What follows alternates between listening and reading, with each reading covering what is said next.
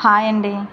కుండలో చేపల పులుసు మన ఆంధ్ర స్టైల్ ఎలా చేసుకోవాలో ముందుగా ఒక కుండ అనేది తీసుకొని దాంట్లోకి ఇలా చేపలన్నీ శుభ్రం చేసుకున్నవన్నీ వేసేసుకొని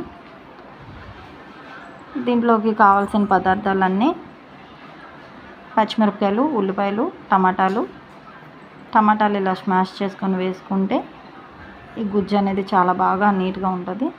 అలాగే కొత్తిమీర, కారము, రాళ్ళుప్పు, ఒక స్పూన్ అల్లం వెల్లుల్లి పేస్టు, అలాగే ఆయిల్ కూడా వేసేసి వీటన్నిటికీ మసాలా అంతా బాగా పట్టేలాగా కలిపేసుకొని పక్కన పెట్టేసుకోవాలి. ముందుగా నానబెట్టుకున్న చింతపండు అనేది తీసుకొని ఆ చింతపండు గుజ్జు బాగా ఇందులో వేసేసుకొని